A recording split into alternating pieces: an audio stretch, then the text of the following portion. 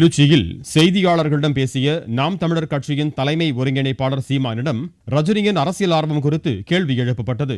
இதற்கு பதிலளித்த அவர், ரஜினிக்கு தமிழக தலைவர்கள் குறித்தோ தமிழர்களின் வரலாறு குறித்தோ என்ன தெரியும் என்று கேள்வி எழுப்பினார்.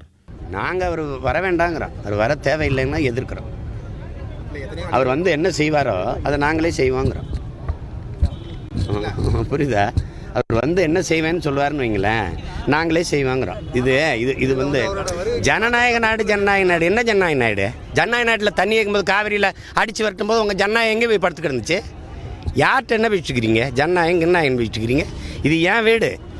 எந்த ஜன்னலில் ஆணி பிடிங்கிட்டு இருக்குது, எந்த மூலையில் ஒட்டடை இருக்குது, எந்த கதவில் தாப்பா சரியில்லைங்கிறது எனக்கு தான் தெரியும். முதல்ல இப்போ நான் வந்திருக்கேன்ல, இந்த பெரும்படுகு யார்? என் பரம்பரை தெரியுமா? என் இன பெருமை தெரியுமா? என் வரலாறு தெரியுமா?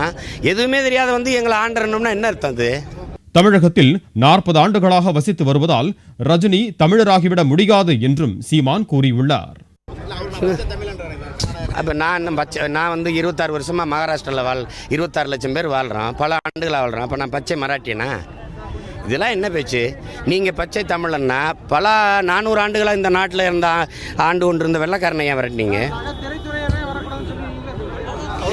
திரைத்துறை திரைத்துறை என்ன கேள்வி இது? நடிங்க, சம்பாரிங்க, போங்க, அவ்வளோதான். நாட்டை ஆள்றதுக்குன்னு எனக்கு தான் உரிமை இருக்குது. வர்ற பொருட்கள் நாட்டை கொடுத்துட்டு உங்களை ஆளை வச்சுன்னு அடிமையாக வாழ முடியாது. இந்த மாதிரிலாம் கேள்வி கேட்காதீங்க. என்னது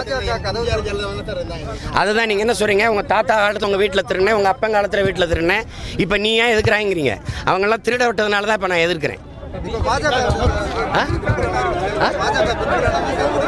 ஆமாம், பின்பலமாக இருந்து செயல்படுது. எங்கள் அண்ணன் வராரு, கேளுங்க அவர்கிட்ட.